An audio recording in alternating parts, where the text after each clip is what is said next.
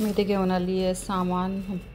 मला I think मला chicken chilli बनवायचं होतं, तर म्हणून मी हे शिमला मिरची, स्प्रिंग अनियन आणि हे थोडेसे तांदूळ आणलेत मला, आणि भांडे घासायचे साबण वगैरे, हे अंजीर अँड हे माझं फेवरेट अवकाडो आणि ह्या मिरच्या. आणि मला असं मला दुपारी असं वाटत होतं की यार माझी बहीण म्हणजे सोनीने पाठवावं काहीतरी मला खायला, मला काहीतरी म्हणजे असं नॉनव्हेज खावं असं वाटलं आहे त्यांचं रमजानचं.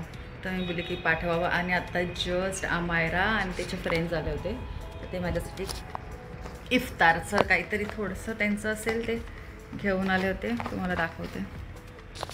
खायला घेऊन आली आहे ती माझ्यासाठी. वाव, मला आवडतं इफ्तारचं.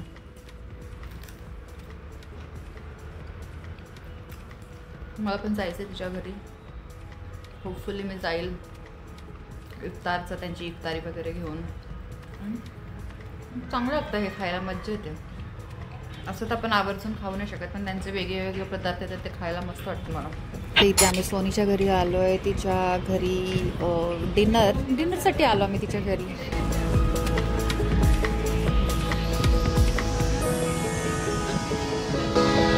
हे बचत गटाचं एक्झिबिशन आहे. ॲक्च्युली खूपच मोठं म्हणजे हॉल आहे हा, आणि ते वेगवेगळ्या काय असं म्हणजे स्टॉल वगैरे लागलेत, सगळ्यांचे बॅनर वगैरे लागलेत. तर मी आली आहे इथे. मी साडी नेसली, बघा कशी दिसते मला नक्की सांगा, कारण इथे कंपल्सरी होतं साडी घालणं, पिंक किंवा रेड, आणि माझ्याकडे नॉर्मल पिंक नव्हती. हे बघा इथे मी माझं सगळं टेबल डेकोरेट केलं आहे. ॲक्च्युली माझ्याकडे मी जास्त काय असं वेगळं बनवलं नाही स्पेशली, कारण की माझ्याकडे जेवढा आधीचा स्टॉक होता आधीच्या एक्झिबिशनचा, मी ठरवलं की तो आधी क्लिअर कर, नंतर मी काहीतरी आणेन. माझं आहे माणसं घेऊ किंवा नको घेऊ. आणि इथे बघा, ओ माय गॉड, इथे बघा केवढे टॉयलेट आहे यार, सगळी टॉयलेट आहे. सॉरी, किती सारे बेसिन आहे, सगळीकडे बेसिन, एवढे सारे बेसिन मी माझ्या लाईफमध्ये कधी बघितले नाही एका टॉयलेटमध्ये स्पेशली. ओके, सगळं पूर्ण बेसिनच बेसिन. बाई, बेसिनचं शोरूमच वाटत होतं. हे बघा, इकडे बेसिन तिकडे बेसिन, किती एवढे माणसं किती हात धुवून आहेत यार, एवढे सगळे बेसिन बनवलेत, कमाल आहे. आणि इथे बघा मी हेच दुसऱ्यांच्या स्टॉलवर पण मी जात होती की कोणी काय काय आणलंय. हे सगळं काचेचं सामान. इथे काचेची घंटी पण मी पहिल्यांदा बघितली, काचेचा दिवा मी पहिल्यांदा बघितला. हे बघा, काचेची घंटी छान आहे ना. आणि खूप वेगळं सामान होतं, सगळ्यांचं हँडमेड होतं ॲक्च्युली. हे बघा, यांचं काहीतरी लोणचं वगैरे काहीतरी, नाही शेजवान चटणी होती.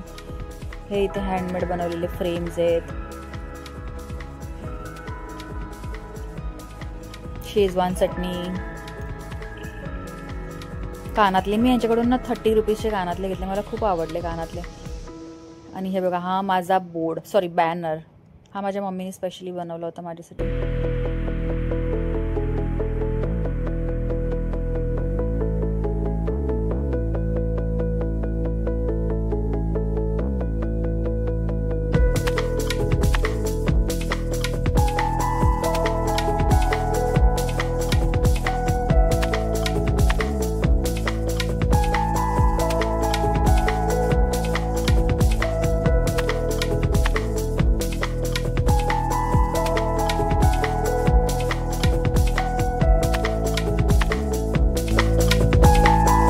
फायनली मी आली आहे. माझं हे केसांचं काहीतरी करायला, माझा चेहरा इतका घाणेरडा दिसत होता, म्हणून मी ठरवलं की यार मी माझ्या केसांचं काहीतरी करणार. त्याच्यासाठी मी आली आहे पार्लरमध्ये.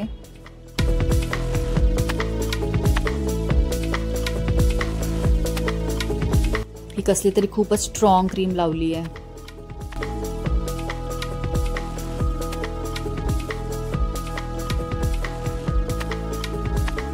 रमजान, आणि रमजानमध्ये मी हे सगळं खाणार नाही, हे अशक्य आहे, म्हणून मी आली मुस्लिमच्या एरियामध्ये स्पेशली हे सगळं रमजानचं खायला घेण्यासाठी. बघा किती छान.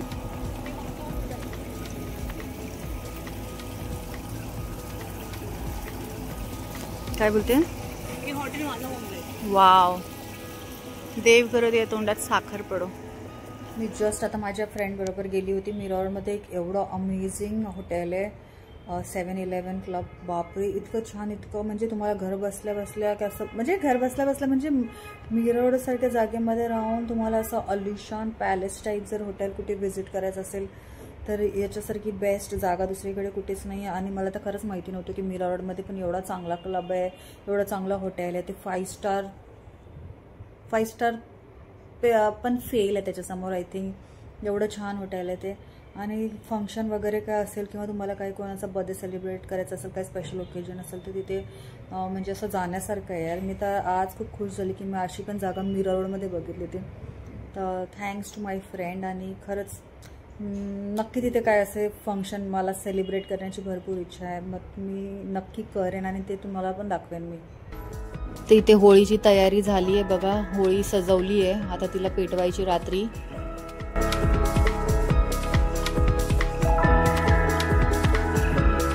आणि इथे बघितलं तर मी शॉकच झाली. इथे डीजे होता. वाव, इथे रेन डान्स पण आहे, इथे डीजे पण आहे बघा. त्याचा सेटअप लावला सगळा. गौरी आहे, हे बताशे, गूळ, जव, नारळ, हा सुखा नारळ नजर काढलेला ये मग तिला ना. मग पाणी आहे, पूजेचं ताट आहे, गौऱ्या आहेत, काळी तिळे आहेत, जवस आहेत, सगळं घेऊन जाऊया.